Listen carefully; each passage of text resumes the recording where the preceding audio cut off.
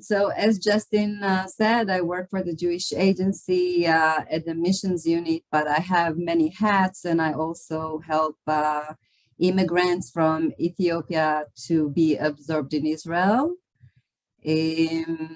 We have in Israel a community in the size of 150,000 Ethiopian Jews.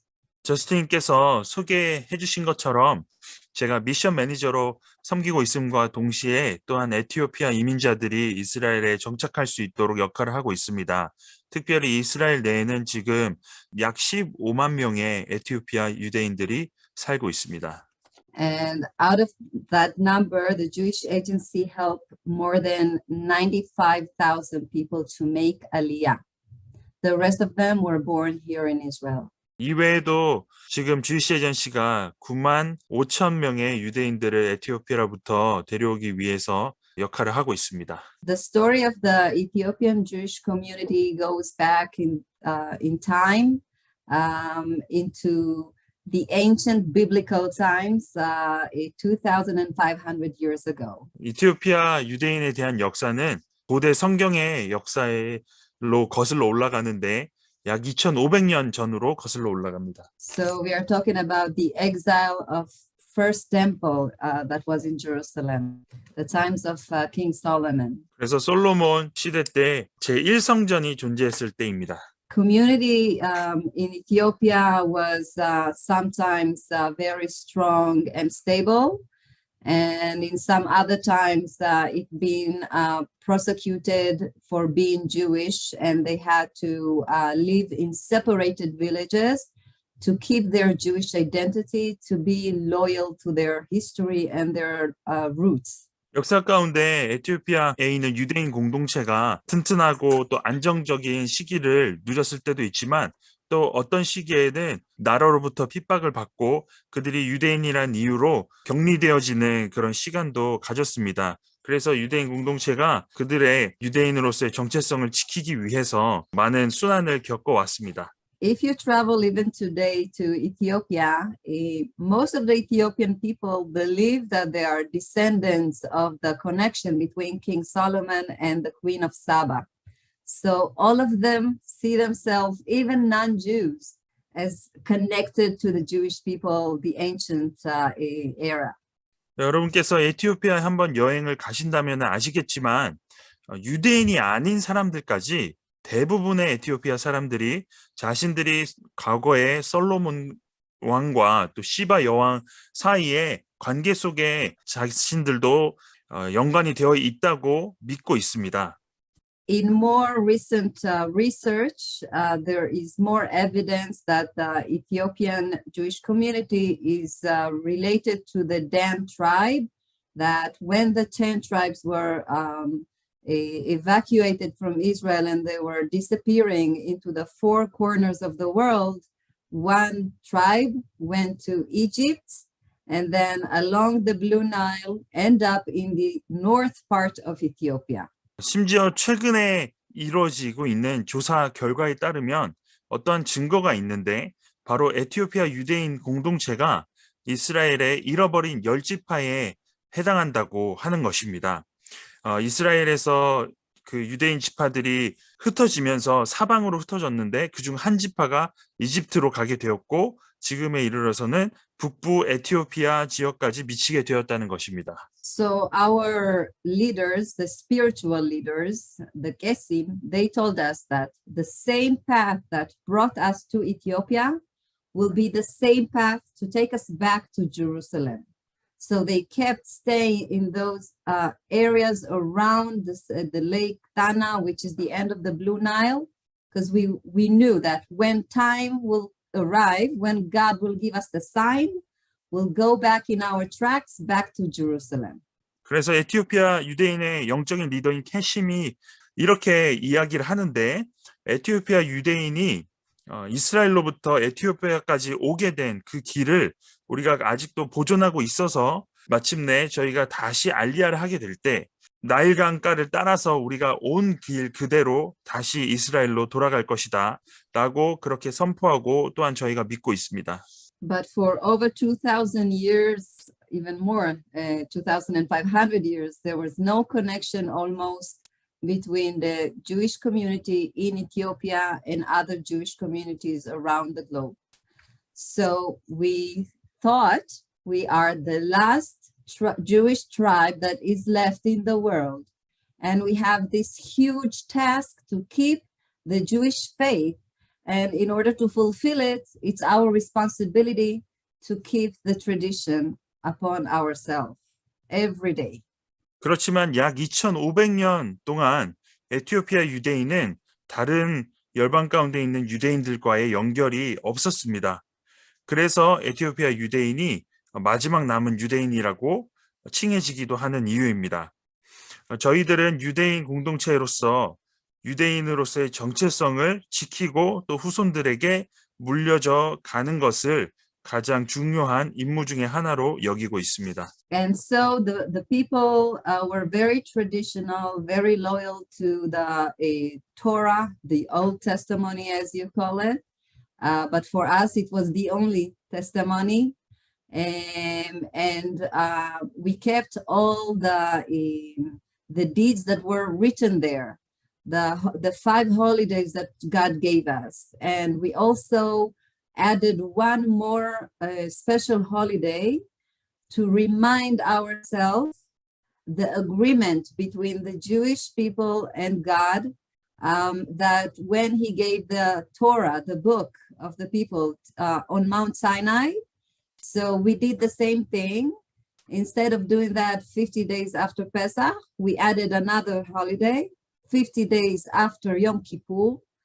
All the Jews from different villages would come to a symbolically high mountain, and for half a day, we fast and we pray for the peace of the Jewish people, for the peace of the Jewish nation, wherever they are, if they are left, we didn't know. And that for the day that will come to bring us to celebrate that holiday in Jerusalem. That holiday is called Sigd, from the word to bow, to stay humble under the God's mission to keep the Jewish life. 저희 그래서 이티오피아 공동체는 굉장히 전통이 있고 또 토라에 대한 열정이 있습니다. 여러분께서 구약이라고 얘기하시지만 저희는 그것을 유일한 선지서라고 믿고 있죠. 또한 저희는 성경에 나오는 모든 계명들을 지키기 위해서 노력합니다. 특별히 성경 속에 5가지 절기를 지키고 있으며 또한 거기에 추가적으로 하나님께서 유대인과 시내산에서 토라를 주시며 맺었던 언약을 기념하기 위한 다른 절기도 저희가 구별하여서 기념을 하고 있습니다. 6월절 15일 전에 기념일을 지키고 있고 상징적으로 높은 산으로 올라가서 모든 공동체원들이 반일 동안 금식하면서 유대인의 평화를 위해서 기도하고 전 세계 어디에 있든지 흩어져 있는 유대인들을 위해서 중보하고 있습니다. 이것은 저희가 시그드라고 부르는 절기인데 우리가 언젠가는 예루살렘에 가서 이 날을 기념할 수 있기를 소망하면서 또한 기념하고 있습니다. 항상 저희가 겸손하며 하나님께서 유대인 백성들에게 약속하셨던 이스라엘로 또 돌아가게 하신다는 그 언약을 붙들면서 그렇게 저희 전통을 이어져 내려가고 있습니다. So at that point, all the images we knew was taken from the Bible. Jerusalem, the city of gold and the land of milk and honey. Those images that describe the Holy Land, we imagined it as it was literally written. You know, when we say that Jerusalem is holy, we believed people don't even touch the ground as they were walking because it's so holy from God's presence here. And it was a magical word in the mouth of every child and adult, Jerusalem. Jerusalem. 성경 속에 나타나 있는 예루살렘에 대한 이미지, 예루살렘은 황금의 도시이고 젖과 꿀이 흐르는 땅이고 성지라는 그런 이미지를 저희가 그대로 믿고 있고 그곳은 거룩한 땅이기 때문에 이스라엘에서 저희가 땅을 감히 만질 수도 없을 정도로 그 그 땅을 저희가 신성하게 여기고 있습니다. Basically, every person who belonged to the community wanted to fulfill the dream of Aliyah. We didn't even know the Hebrew word Aliyah, but that was the motivation in every Jewish person's life. 히브리어로 알리야가 무엇을 뜻하는지도 모르지만 모든 에티오피아 공동체, 에티오피아 유대인 공동체 사람들은 알리야를 하여서 이스라엘 땅으로 돌아가고 싶어하는 소망이 있습니다. When I was a child, there started to become some rumors that somebody from a far away a Jewish village went to the north part of Ethiopia and he crossed the border and he walked and got to Jerusalem. And once that rumor started to spread in our villages, we also wanted to fulfill that dream. 제가 어릴 적에 한 루머가 있었는데 어떤 에티오피아 사람이 에티오피아 북부를 넘어가서 아프리카 땅을 다 건너 이집트를 거쳐 예루살렘까지 걸어갔다라는 루머가 있었습니다. 그 이후로 모든 사람들이 그것을 듣고 허황되긴 하지만 그 꿈을 동일하게 품기도 할 정도로 예루살렘으로 가고 싶어하는 열망이 컸었습니다. 지금 여러분께서 보고 계시는 화면은 에티오피아 북부의 모습입니다. These are the mountains of north part of Ethiopia. The way to Jerusalem as we knew it and we did it was to walk through those mountains until we crossed all the border to Sudan. So when I tell people the story of the walking to Jerusalem, it's really hard to imagine because you were not there with me.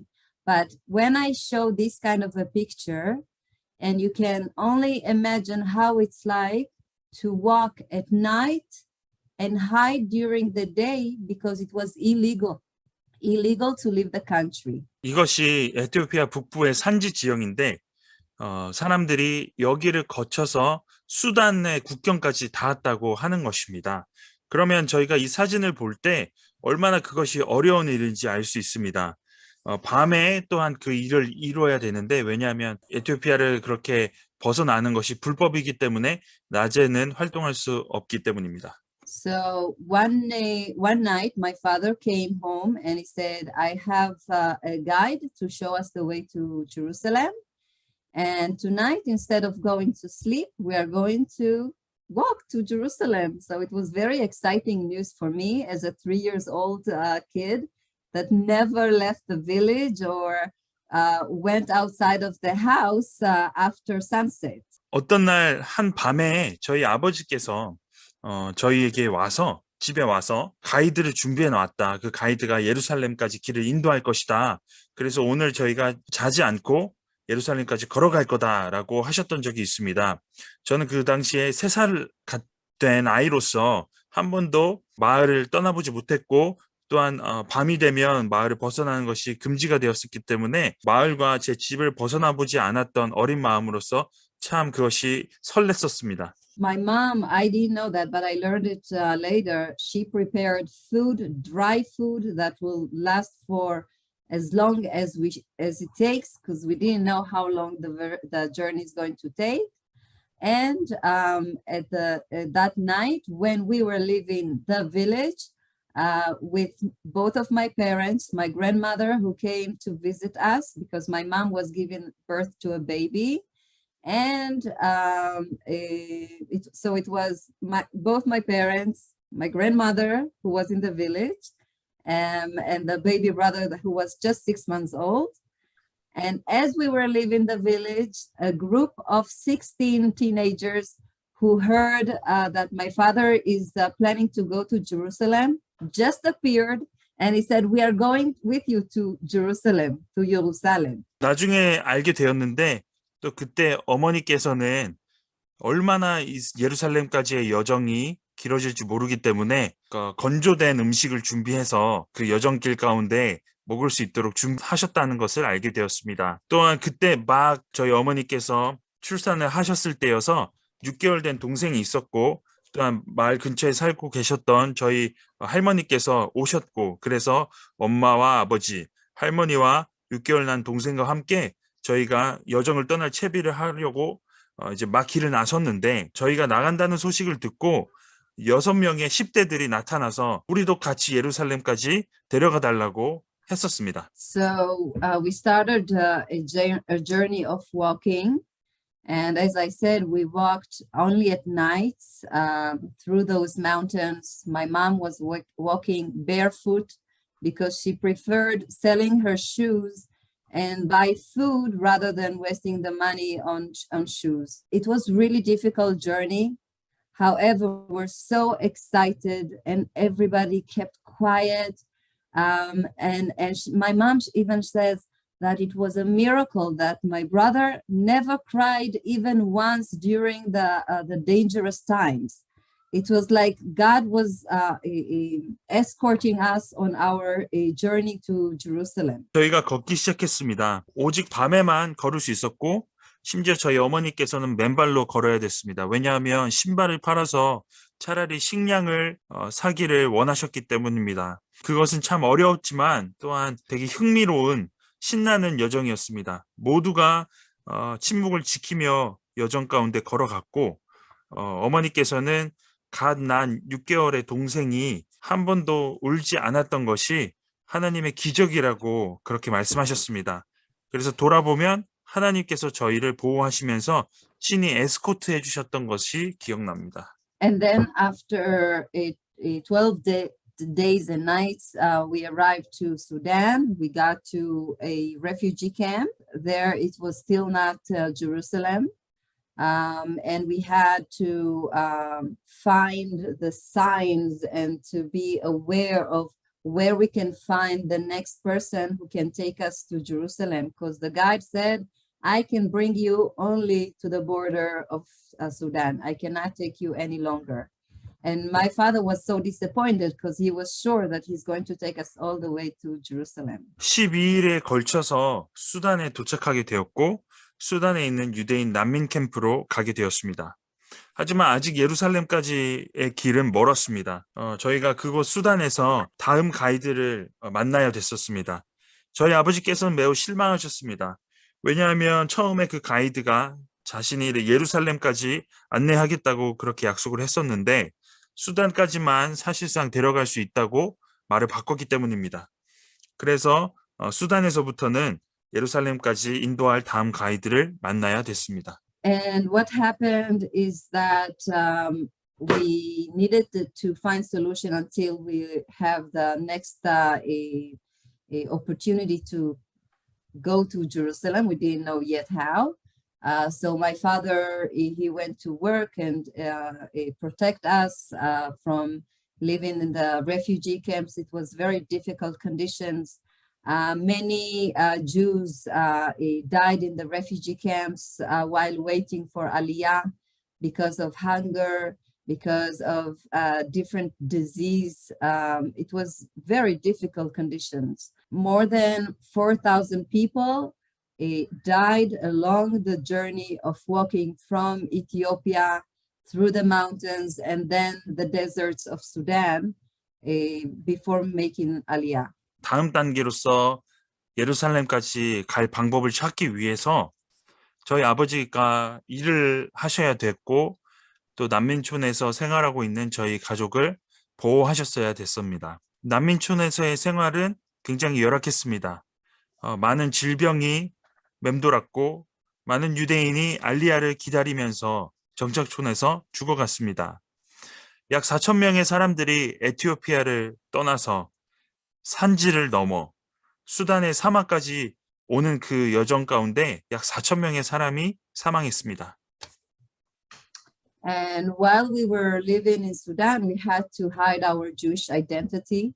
So we could not celebrate all the holidays. And if we did it very secretly.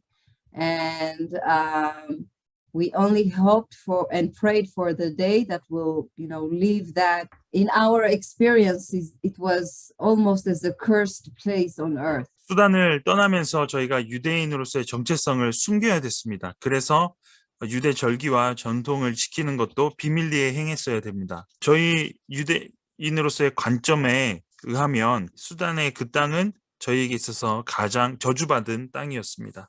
And after a year and a half of living in Sudan, and my parents, they protect us very closely. They didn't want us, the children, to see the people who were dying and the burial ceremonies that they were having every day, literally every day, tens of people were dying. And after a year and a half, for us, it was over. 1년 반 수단에서 지내는 동안에 매일 말 그대로 10여 명이 매일마다 죽음으로써 끊임없는 장례식을 치러야 됐던 것이 또 생각이 납니다. 아이들이 그런 것을 다 1년 반 동안 봤어야 됐습니다. And after a year and a half, we got a person who got to our a place that we were staying, and he told my father, now it's your turn to make aliyah, and the special a person is going to come and take you to your next step before you make aliyah. We didn't know what it was, but we just knew that whatever he's saying to us, we are doing. 1년 반 후에 저희가 사는 곳에 와서 어떤 사람이 이제 다른 어떤 사람이 와서 당신을 알리야 하도록 인도할 것이다 라고 저희 아빠에게 말씀하셨습니다. 그래서 그 다음 알리야 되기까지의 다음 단계로 나아가겠다고 한 것인데 저희가 그것이 뭔지 알지 못했지만 그 말을 저희가 붙잡고 따를 수밖에 없었습니다. And what he basically told us was to come to a certain point with very little belongings, because there is no room to take anything. And so basically we and a jeep came to take us, and we were driving and we didn't know where exactly. After a few hours, we got to the border with Kenya, and in Kenya we crossed the border. We were brought to this house. We didn't know where exactly we are. We got new papers, new documents, and then we were flown to Israel. We got to our home, Jerusalem. 또한 그 사람이 저희에게 최대한 적은 가산을 갖고 가라고 이야기했습니다. 왜냐하면 저희가 잠깐 머물게 될 공간이 매우 협소했기 때문입니다. 그래서 저희가 어디로 가는지 정확하게 알지 못하는 중에 지프차가 와서 저희를 데리고 몇 시간을 운전한 후에 케냐와의 국경에 당도하게 되었고, 케냐 국경을 통과하고 나서 서류 작업을 마친 후에 저희 가족들이 마침내 이스라엘로 공수가 되었습니다. 그렇게 꿈에 그리던 저희들의 고향으로 가게 되었던 것입니다. I just want to share with you a picture from this operation of Aliyah. It's called Operation Moses. Like Moses walked in the desert and at the end brought the Jews, Bnei Israel, the Israelites to Israel. That's how we felt. You can see the people are entering the airplane to bring them to Israel. And for me, it was also the same experience. It was for me the first time to see an airplane. I didn't know what it was. I was very, very scared. This photo was taken in the morning, but most of the flights were at night in secret missions. And there is a very a special story that happened with our group. 여기 사진을 보시면 1984년도에 있었던 알리야 작전이 모세 작전입니다. 마치 모세가 사막을 건너서 유대인들을 이끌고 이스라엘에 당도시켰던 것처럼 저희가 마치 그러한 경험을 했던 것입니다. 비행기에 들어가는 것이 처음이었고 또한 비행기를 저는 처음 봤습니다. 그래서 이게 뭔지 몰라서 굉장히 무서워했던 기억이 있습니다. 이 사진은 아침에 찍힌 것이지만 사실 대부분의 공수작전은 밤에 비밀작전으로 이루어졌습니다. 저희와 함께 예루살렘으로 이동했던 그룹의 다양한 에피소드가 있습니다. And people were so afraid because of the noise. They didn't know what it was. And one of the elders, the leaders of the community, he stood up and he told the people, listen. And they were all quiet. And he said, look at this machine. It looks like a bird. These are the wings of the eagle that God is sending us. Like the prophet said in the a promise that God is going to bring us to Jerusalem on the wings of the eagle. This is the big bird that God is sending us to go back home. And people who are so innocent in their faith, they could imagine the prophet's a vision is standing in front of them. And then they easily went scared, but easily got into the airplane and came to Israel. 사람들이 비행기가 내는 굉음에 다 무서워하고 있었습니다. 그런데 저희 공동체 리더였던 장로께서 일어나가지고 모두에게 외쳤습니다. 모두가 울고 있는 와중에 자, 이 기계를 봐라. 새와 같이 생기지 않았는가. 바로 이것이 독수리의 날개다. 하나님께서 약속하셨던 독수리 날개 가운데 우리를 품고 갈 것이라고 하셨던 그것대로 지금 우리 눈앞에 이루어지고 있는 것이다. 하나님께서 이스라엘로 우리를 데려가기 위해서 이것을 보낸 것이다. 고 외치셨고 또 유대인 공동체들은 믿음이 너무나 순수해서 무섭기는 하지만 그들의 눈앞에 하나님께서 말씀하셨던 것이 그대로 일어나는 것을 그대로 믿고 비행기에 탑승하여 이스라엘까지 당도할 수 있었습니다. So when we landed in Israel, it was a dream of 2,000 years and even more years of generations, the dreams of coming back to Zion, to Jerusalem. But we had certain images of how the land should be looking like, the land of milk and honey, the Jerusalem of gold, the city of gold. And we thought it's literal description of the place, and it wasn't. And it was so disappointing on one hand, and on the other hand, it was such a joy to fulfill the dream and the desire of so many generations that couldn't fulfill it. 우리가 이스라엘에 도착하게 되었을 때 이것은 2000년 이상 열망해왔던 시온 땅으로 예루살렘으로 가기를 바랬던 조상들의 대대로 걸쳤던 꿈이 일어나는 것이었기 때문에 설렜었습니다. 그 전까지 이스라엘 또 예루살렘을 생각하면 황금 도시이고 성경에 나와 있는 대로 젖꿀이 흐르는 땅일 거라고 곧이곧대로 믿어왔었는데 이스라엘에 실제로 도착하게 되었을 때는 말 그대로의 모습이 아니었기 때문에 실망이 컸었습니다. 하지만 한편으로는 여러 세대에 걸쳐 왔던 이루지 못한 꿈과 열망이 이루어졌다는 생각에 신이 났었습니다. And I think for me as a child, maybe not so much for my parents, but especially for me as a child, my biggest surprise was that the Jews, they didn't look anything like me. They looked very pale, like something has happened to their skin. They were not in the same color as me, and I was shocked.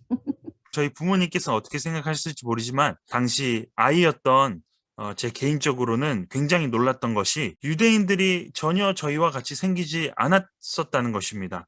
모두가 너무나 창백해 보이고 얼굴이 또 피부색도 저희와 달랐었습니다.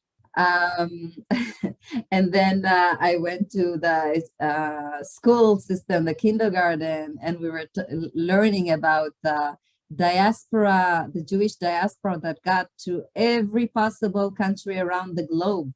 And people were coming back to live in Israel from such a diversity of places, you know, from Iraq and Iran and Morocco and Russia and Tunisia and Scandinavian countries, the Far East, Australia, America. It was so diverse that, you know, people here are very different, and all of them have something in common, that is the Jewish tradition. 유치원에 가게 되면서 전 세계에 있는 디아스포라 유대인들이 이 나라로 알리야하고 있고 또 했다는 것을 깨닫게 되었습니다. 말 그대로 참 다양한 나라들, 이라크, 이란, 모로코, 러시아, 튀니지, 또 동쪽의 아시아, 호주, 미주 대륙, 참 많은 곳으로부터 유대인들이 와서 다양한 백그라운드를 가지고 있는데, 그럼에도 그들 가운데 찾을 수 있었던 한 가지 공통점이 있다면 그것은 바로 유대인으로서의 전통을 다들 지켜왔다는 것입니다. So after our big Aliyah, it was published in the international news that the Black Jews of Ethiopia are returning home to Zion through Sudan.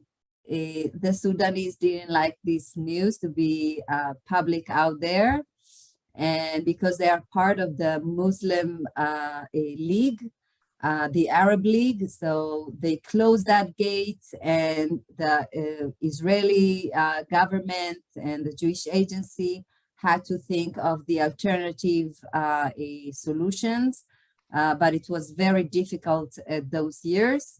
And the next opportunity to make Aliyah to Israel took place in the beginning of, the mid, actually, it's the same month, May 1991, May 24th, to be exact, was the date of the special operation, Operation Solomon, that brought to Israel more than 14,400 people in the air train of more than 36 airplanes flying in, loading in the people. You can see that now on the screen, all these people are on their way to the airplane. And after they, land in Israel, refueling and going back to Ethiopia, and every possible plane was recruited to this operation. And after this operation was happening, a civil war was happening in Ethiopia, and it was very chaotic. And we couldn't continue to bring the remaining Jews. Only after the regime has changed in Ethiopia, and then it was a new government. It was not Marxist. It was not forbidding the connection with external countries. So there was a new official relationship between the Ethiopian government and the Israeli government. And then it's a whole different story of Aliyah from Ethiopia. 그래서 한 번에 큰 알리야 물결이 있은 후에 국제 뉴스에 에티오피아 유대인들이 수단을 걸쳐서 시온 땅으로 갔다는 것이 공개가 되었습니다. 수단에는 무슬림이 참 많은 국가고 또 무슬림 국가이기 때문에 수단이 그 사실을 알게 된 후 국경을 닫아버렸습니다. 그래서 이스라엘 정부와 주이시 에이전시에 있어서는 대안을 찾았어야만 됐습니다. 향후 몇 년 동안 굉장히 알리야에 있어서 어려움을 겪었습니다. 제가 알리야 된 후 다음 알리야 1991년 5월 24일에 있었던 에티오피아로부터의 알리야의 물결이 솔로몬 작전인데 그 당시 36대의 가용한 비행기들을 모두 동원하여서 14,400명의 에티오피아 유대인들을 사진 속에서 여러분이 지금 보시는 바와 같이 공수했습니다. 이스라엘로 그 비행기들이 도착한 다음에 연료를 재충전한 다음 바로 다시 에티오피아로 건너가서 사람들을 싣고 오는 작전이 이루어졌고 이후 에티오피아에서는 내전이 발생하게 되며 굉장한 혼란을 겪게 되었습니다. 그래서 정부가 에티오피아의 정권이 교체될 때까지 알리야를 진행하지 못했습니다. 왜냐하면 그 이전의 정권이 외국과 교류를 모두 다 끊었기 때문입니다. 따라서 정권이 교체된 이후에 에티오피아와 이스라엘 간의 정부의 새로운 계약이 이루어지고 난 후에야 에티오피아의 알리야가 재개되었습니다. So right now there is a emissary that is working under the foreign ministry delegation, and we help the Jews, the remaining Jews, to make Aliyah. We have now an approval from the government of Israel to bring 3,000 olim to come in the next a few months. So now it's in the preparation stage, and I will take you to see a sneak peek into our office in Gondar in Ethiopia. 지금은 주시 에이전시로부터 남은 에티오피아 유대인들이 알리야 할 수 있도록 돕는 사절단이 파견되어서 역할을 하고 있고, 이스라엘 정부는 향후 몇 달 동안 3,000명의 에티오피아 유대인을 데려올 것이라고 승인 내렸습니다. 그래서 지금 그들이 준비 단계에 있습니다. 또한 에티오피아 곤다르에 있는 저희 주시 에이전시의 사무실에 대해서 간략하게 소개해 드리고자 합니다. We are landing in Addis Ababa, Ethiopia. 제가 에티오피아 수도 아디스아바바에 도착하고 있습니다. So you can see and you get the impression that it's a mix of old a landscape with modernity that is entering little by little. 여러분 보시는 바와 같이 현대 문명이 조금씩 들어오고 있는 그런 혼합된 모습의 사진들을 여러분 보실 수 있습니다. So we just arrived to the Jewish Community Center, and we operate here as well with our partners in the Jewish community in Gondar.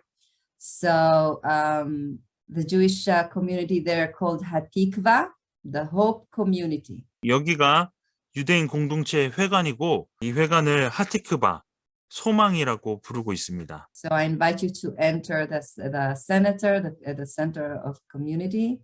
So we can see here in front of us this center is really serving many different purposes. It's a gathering place as well as a synagogue when they have announcements or holidays that they want to celebrate together. This all happens here. 이 회관에는 참 다양한 기능을 수행하고 있는데, 이곳에 회당도 있고 또 절기들도 여기서 이루어지고 있고, 또 공동체의 어떤 안내사항 같은 것 전해지고 있습니다. We also have activities for the children before they make Aliyah with volunteers from Israel. They come and teach them songs and Hebrew. 알리야 하기 전에 아이들에게 노래도 가르치고 히브리어도 가르치는 활동도 하고 있습니다. And here you can hear them already starting to practice their Hebrew. 여기 지금 사람들이 히브리어를 배우고 있는 모습입니다.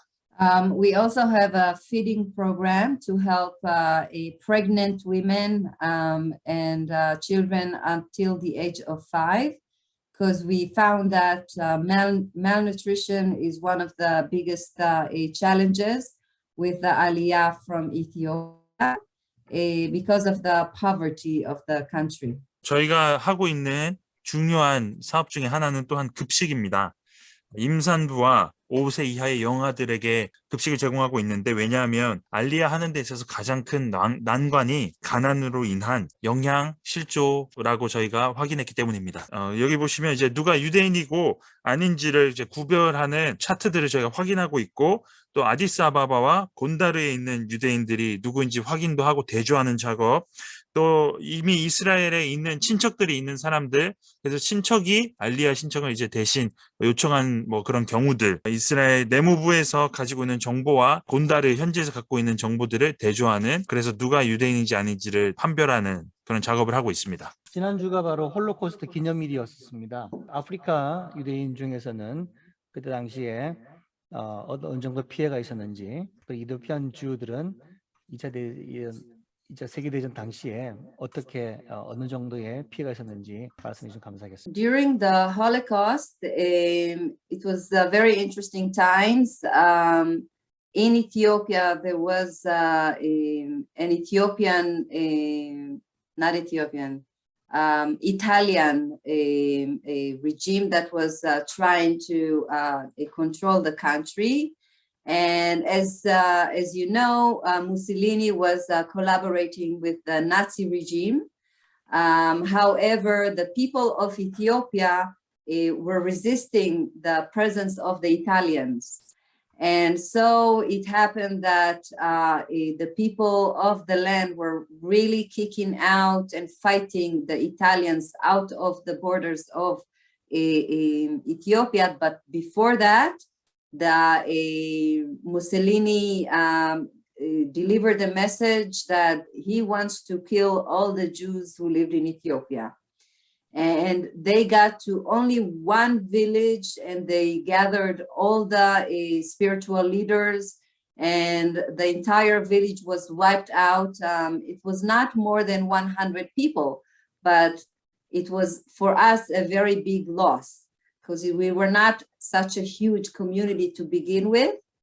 And during that time that Mussolini was trying to implement his program also in Ethiopia, thankfully the people of Ethiopia pushed the Italian powers out of Ethiopia, and the plan to kill all the Jews didn't come to reality. Thank God. 홀로코스트 중에 에티오피아는 이탈리아의 식민 지배를 받고 있었습니다.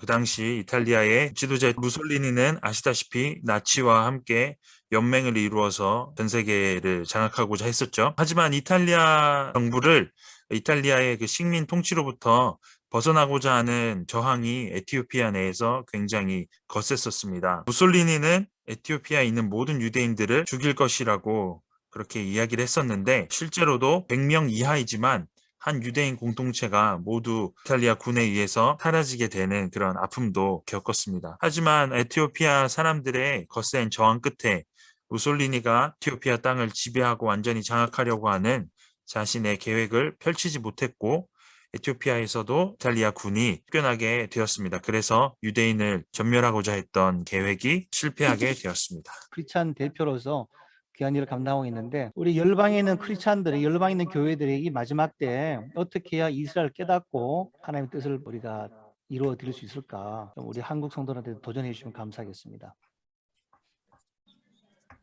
그리고 우리 한국 우리 성도들이 어떻게 해야 이 알리야를 또 동참할 수 있을지, 또 도울 수 있을지 말씀 부탁하겠습니다.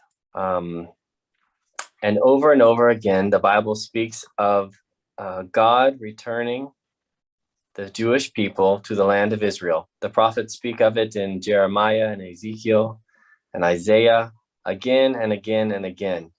And we have to come to the understanding and the belief and the truth that when God speaks of Israel and the Jewish people, he's speaking of the Jewish people that live today. And he's speaking of the land of Israel that exists today and was born in 1948. 성경을 있는 그대로 믿어야 될 줄 믿습니다. 예레미야, 에스겔, 이사야 등등 참 많이 성경에서 반복적으로 유대인의 귀환에 대해서 이야기하고 있습니다. 그래서 말씀을 그대로 깨닫고 그것이 진리임을 믿는 것이 중요합니다. 성경에서 유대인과 이스라엘에 대한 이야기가 언급이 되었다면 그것은 바로 지금 살고 있는 유대인이고 1948년 이후에 세워지게 된 지금의 이스라엘을 이야기하고 있다는 것을 알아야 됩니다. We read the words in the Bible where in Isaiah, for instance, where God is saying, I will bring back my people from the north and the south and the east and the west. I will say to the north, give them up, do not hold them back. As these words, these are promises that God has spoken. We have to take God at his word that he is bringing back his Jewish people to the land of Israel. And the Jewish agency is the vehicle and the arms and hands that is being used right now to bring back the Jewish people to Israel. So we as Christians can choose to partner with and be involved with helping the Jewish agency to bring back Jewish people to Israel so that we can see the physical restoration of Israel. We all know that a day is coming when there will be a spiritual restoration as well. And God will write his laws upon their hearts. They will be his people and he will be their God. They will love him with all of their heart and soul and mind and strength. So that day is coming.